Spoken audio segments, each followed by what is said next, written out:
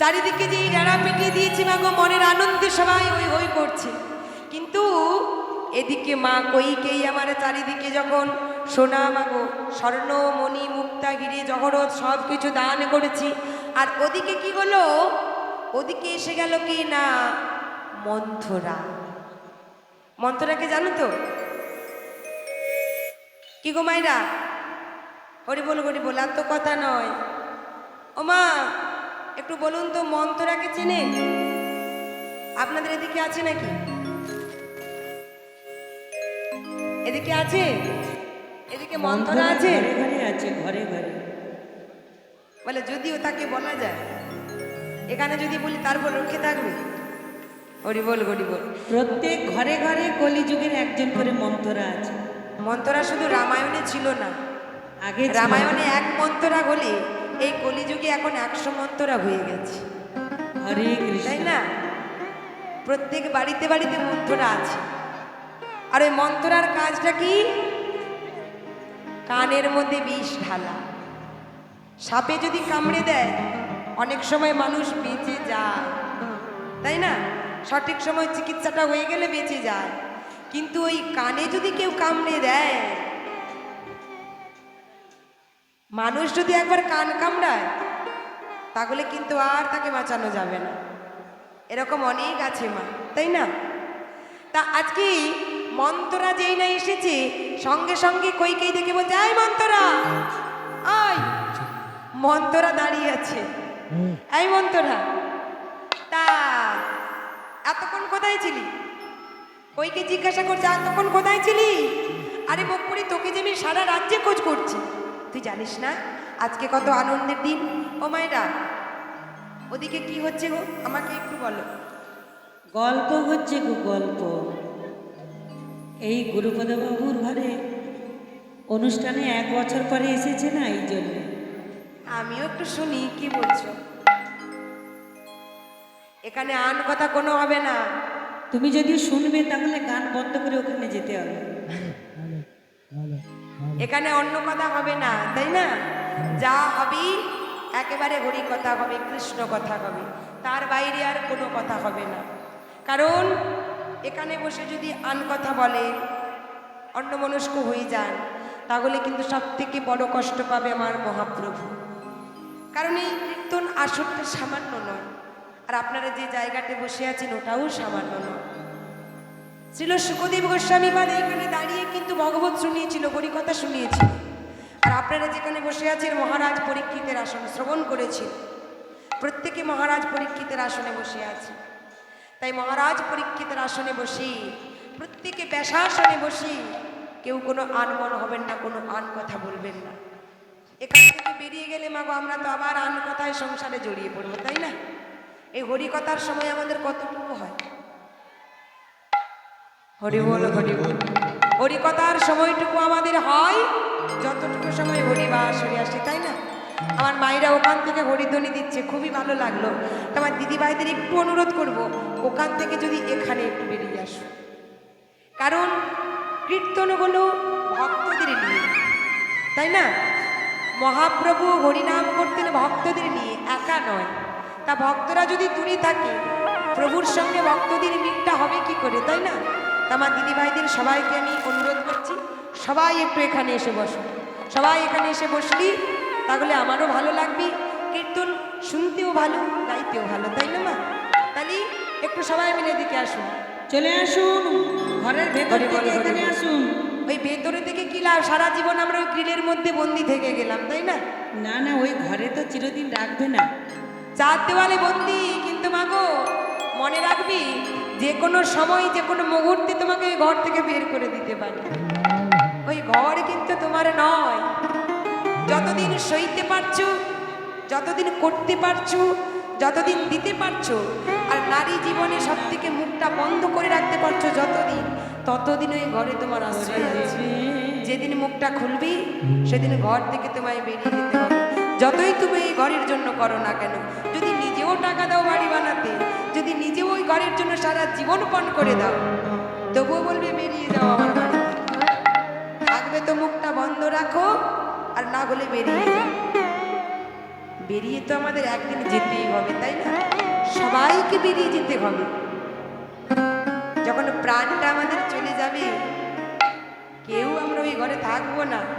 জীবনটা চলে গেলেই বলবে বাসি মরা হয়ে গেছে, তাড়াতাড়ি বের করে দাও। রাতে মরে গেলে সকাল হয়নি বলবি বাসি মরা হয়ে গেছে, বের করে দাও, তাই না? তাই বললি এদিকে রামচন্দ্র রাজ্যাভিষেকের কথা আজকে মা কইকেয়ী কাকে বলছে? বলছে আমার, দেখি কাকে বলছে, ভুলে গেছো? মনে নেই? একজনা বলো।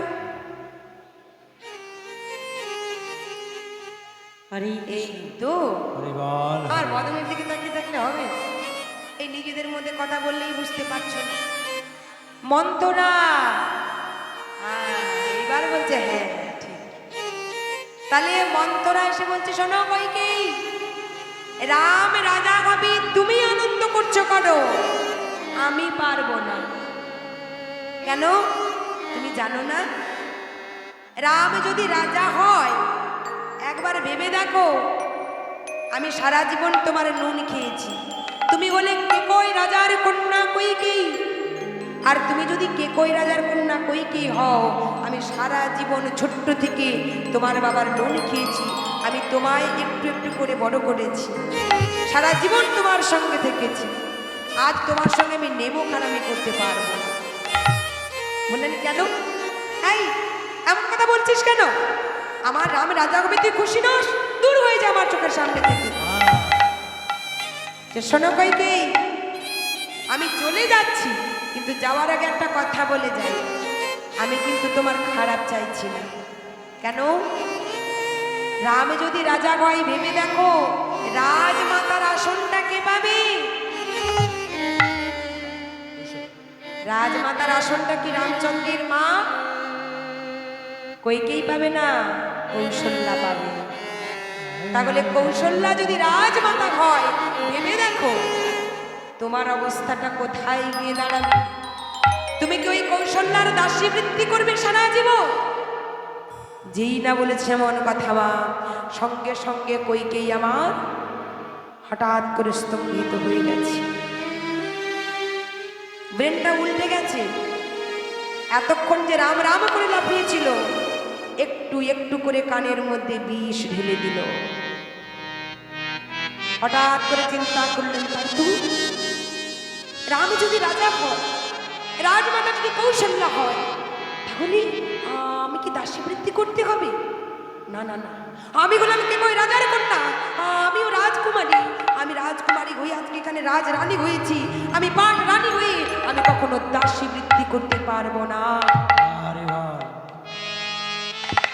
মন্থরা বললেন শোনো কইকেয়ী, তোমার ভালো চাই বলে বললাম, যাও তুমি মহারাজ দশরথের কাছে সেই দুটো বর নেওয়ার সময় হয়ে গেছে, এবার চলে যাও, এবার তুমি তোমার কাজ শুরু করো। মান করে বসে থাকলো। আগেকার দিনে রাজা মহারাজাদের ঘরে যখন মান হতো, মা এখনকার দিনে যখন তখন মান হয়ে যায়, ঝগড়াঝাটি হয়ে যায়, তাই না? কোনো স্থান কাল বিচার করা লাগে না। কিন্তু আগেকার দিনে ওই রাজা মহারাজাদের একটি মান ঘর থাকত, আর সেখানেই গিয়ে মা কইকেয়ী সব অলংকার ছুঁড়ে ফেলেছে। আলো থালো বেশি, কেশ এলো করে অন্ধকারে বসে আছে, তাই না? রাধারানী আমার মান করেছিল, তাই না? আজকে কুমতি হয়েছে বলে অন্ধকার করে বসে আছে কইকেয়ী। মানটা কোথা থেকে এলো? মানটা এসেছে কিন্তু আমার শ্রীমতী রাধারানীর থেকে। যেদিন প্রাণ গোবিন্দ আমার চলে গিয়েছিল চন্দ্রাবলীর কুঞ্জে, আর শ্রীমতী রাধারানী সারা রজনী ধরে কুঞ্জ সাজিয়ে বসে থাকলো, কিন্তু প্রাণ বধূ এলো না। আর এদিকে রাধারানী বসে আছে, ও রজনী রজনী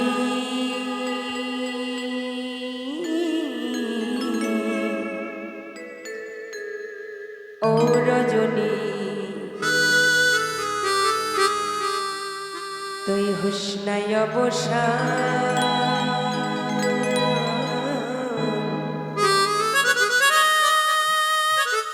আজ নিশিতে আসতে পারে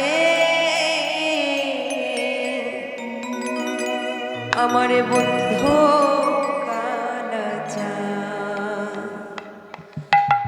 হরি বল নিতাই গৌর হরি বল। রজনী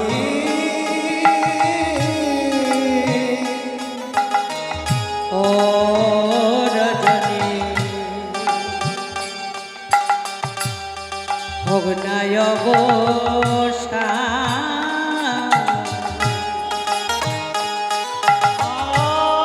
আজ নিশিতে আসবে বলে আমার বন্ধু কালাচা। ও রজনী রজনী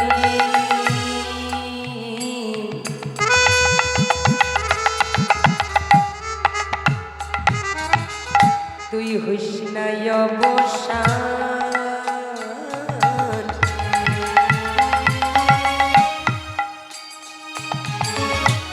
আজ নিশিথে আসতে পারে আমার বন্ধু কালাচা। ও রজনী রজনী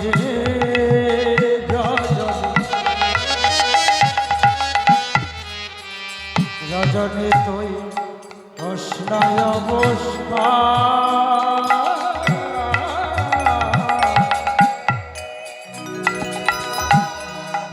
আজ নিশিতে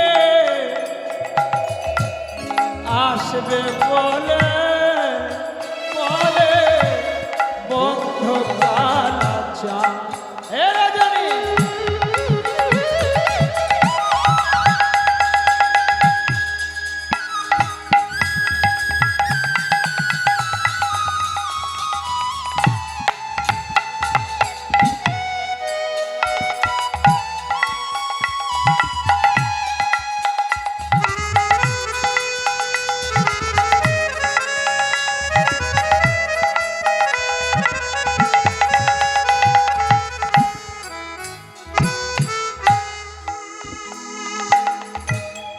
কত নিশি পোহাইল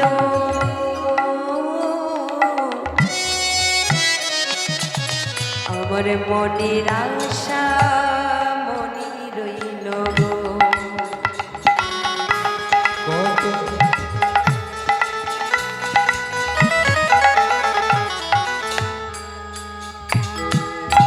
কত নিশি পোহাইল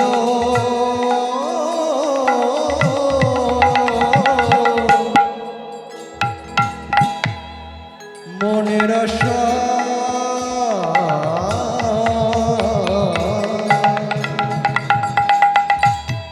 পোহাইল গো।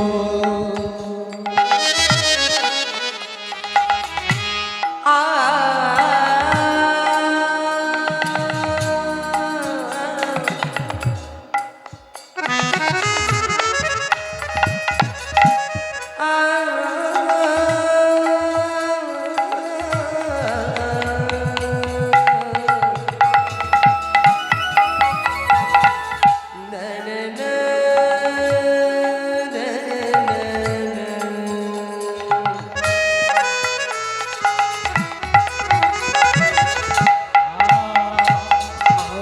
কত নিশি পোহাইল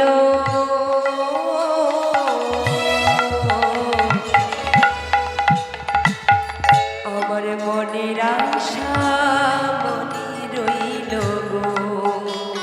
ওইরা কত নিশি পোহাইল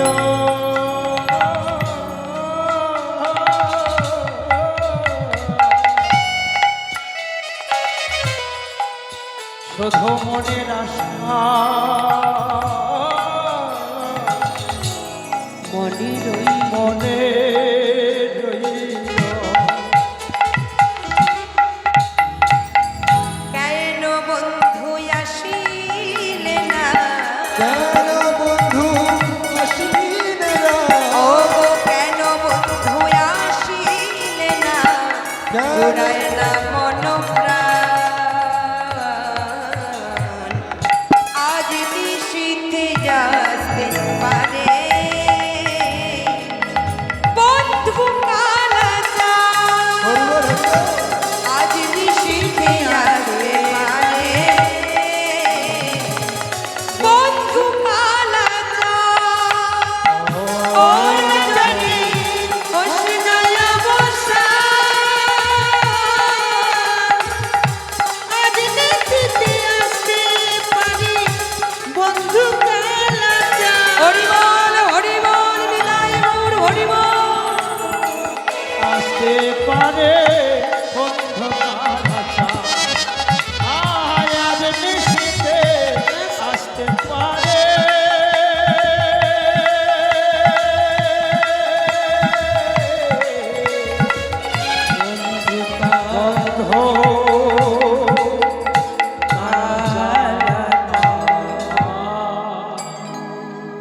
শ্রীমতী রাধারানী মান করে বসেছিল মা আর ঠিক সেদিন থেকে মানে সৃষ্টি তাই না তা আজকে সেই মান করে বসে আছে মা কইকে আর যেই না মা কইকে মান করে বসে আছি মহারাজ দশরথের কাছে সংবাদ পৌঁছে গেল আর মহারাজ দশরথ তৎক্ষণাৎ সঙ্গে সঙ্গে ছুটতে ছুটতে গেল সেই মান ঘরে প্রবেশ করে দর্শন করছে চারিদিকে অন্ধকার করি সব ঝাড় বাতিগুলো নিভিয়ে দিয়ে আলো থালো বেশি যোগিনীর মতো মাগো কেশ এলিয়ে বসে আছে কইকে মহারাজ দশরথ চিৎকার করে বলছে কইকে কইকে প্রিয় কি হয়েছে তোমার বলো এমন করে তুমি বসে আছো কেন এমন করে আলো থালো বেশি বসে আছো কি হয়েছে তোমার তুমি জানো না আজকে যে আমাদের বড় আনন্দের দিন আমাদের বড় আনন্দের দিন আজ আমাদের রাম রাজা হবে আর এত আনন্দের দিনে হ্যাঁ এমন দিনে তুমি এমন করে বসে আছো সঙ্গে সঙ্গে মা কইকেই বলছে মহারাজ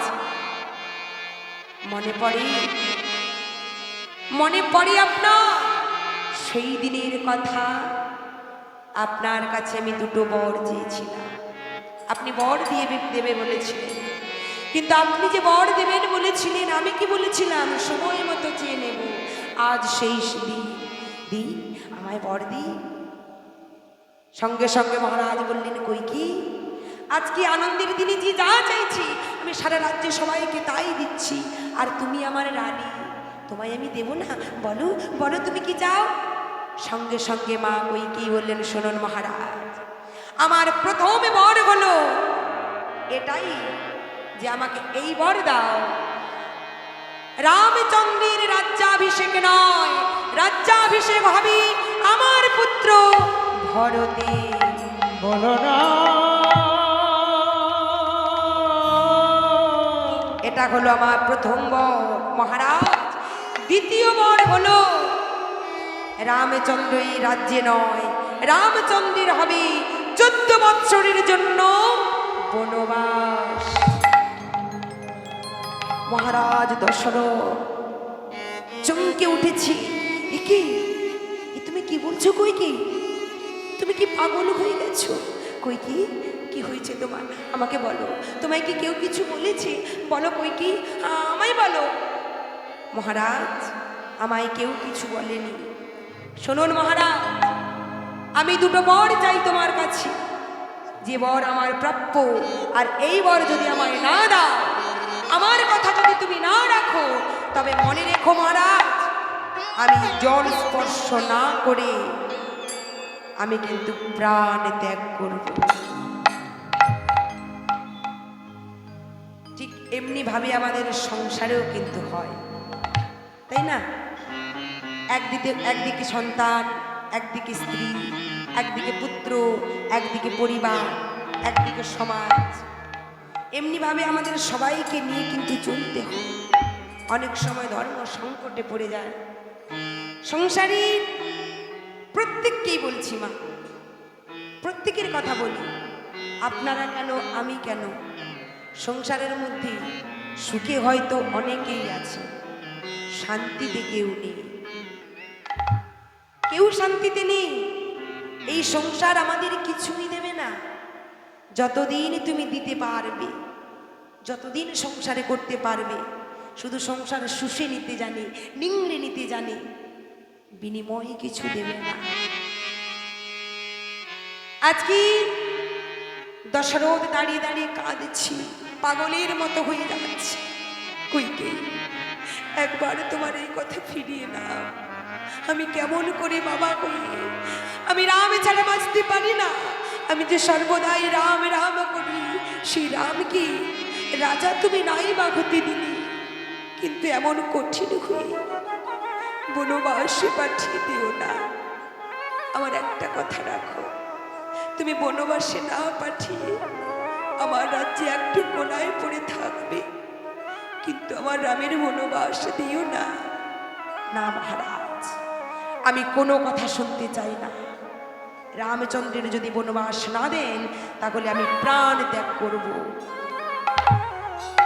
মহারাজ দশরথ বিপাকে পড়ে গেল।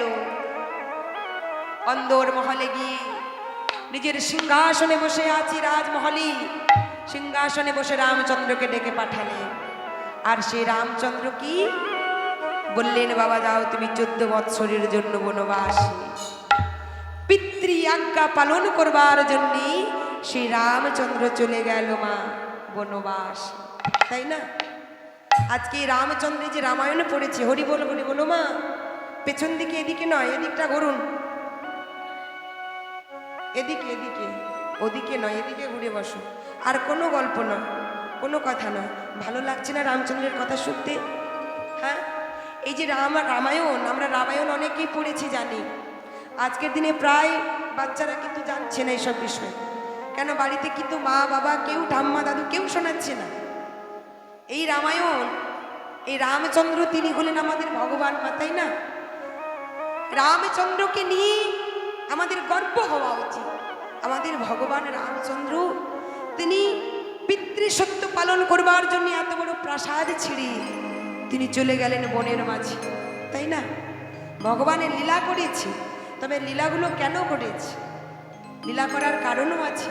শুধু জড়জাগতিক জীবকে, আমাদেরকে চৈতন্য প্রদান করবার জন্য, শিক্ষা দেওয়ার জন্যে, যে ভগবানে হয়ে তিনি রাজ সিংহাসনে না বসে থেকে মনুষ্য রূপ ধারণ করে কতটা কষ্ট করেছে, যেটা আমরা করতে পারি না, তাই না? আজকে রামচন্দ্র বনবাসে চলে গেলেন, আর রাজ্যাভিষেক হয়েছিল ভরতের।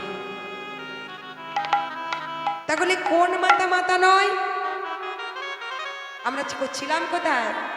আমরা ছিলাম সেই পিতা পিতা নয়, সেই গুরু গুরু নয়, সেই মাতা মাতা নয়। তাহলে সেই মাতা মাতা নয় কোন মাতা? না মা কৈকেয়ীর মতো মাতা মাতা নয়, হরে কৃষ্ণ, যে কিনা নিজের সন্তানের জন্য। তাহলে মা গো, মা কৈকেয়ীর মতো মাতা মাতা নয়। আবার বললেন কোন গুরু গুরু নয়? বললেন গুরু শুক্রাচার্যের মতো গুরু গুরু নয়। কেন বলা হলো?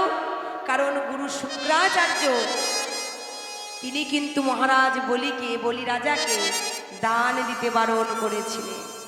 3 পদভূমি দান চেয়েছিল ভগবান বালকের বেশ ধারণ করে এসে, আর সেই 3 পদভূমি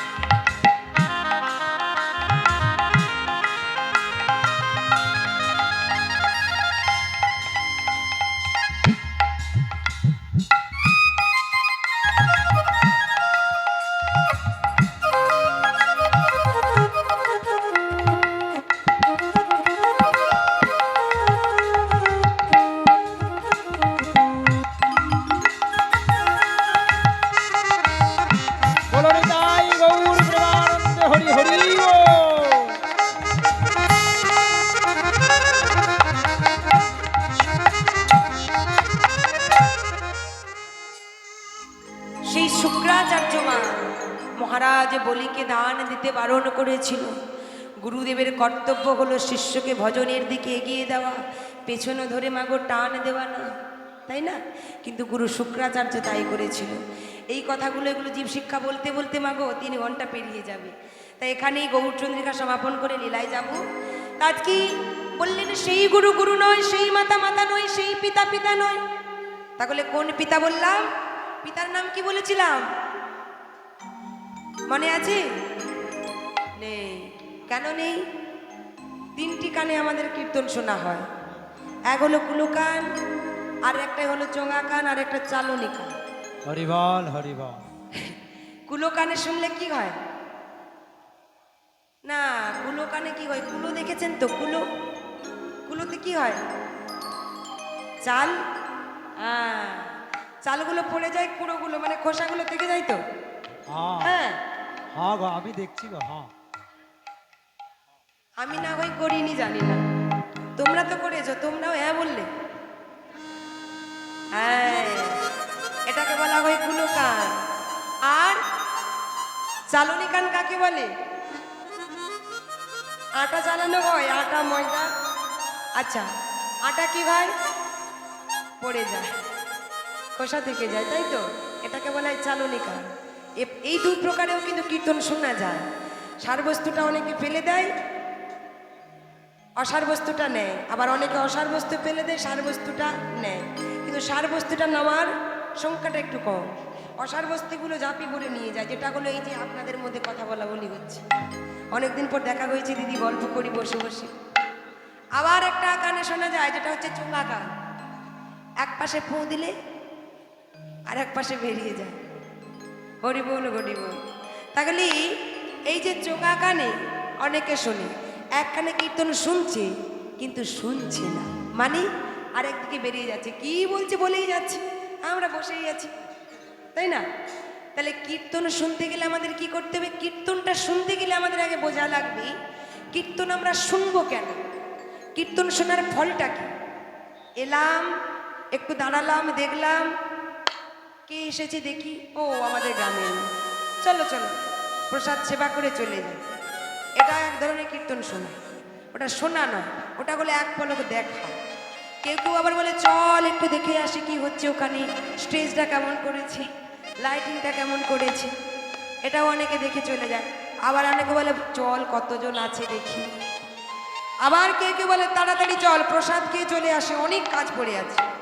কিন্তু দেখো প্রসাদ পেয়ে বাড়িতে গিয়ে হয়তো বসে বসে টিভি দেখছি, ফোন দেখছি, রিলস বানাচ্ছি, কিন্তু হরিনামের বেলায় বড় গণ্ডগোল।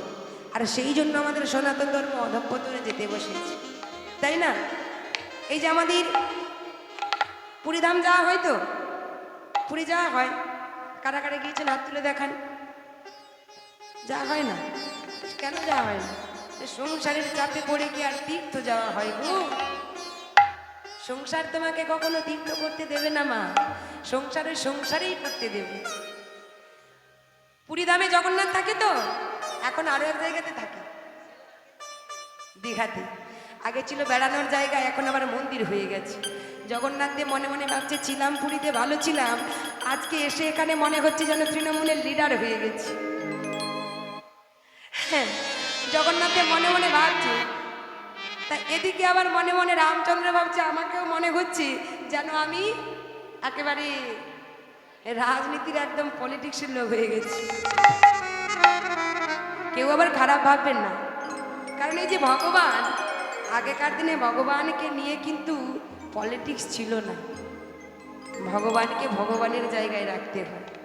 ভগবান কোনোদিন জাতি ভেদাভেদ করেনি, কারো মধ্যে প্রকারভেদ করেনি।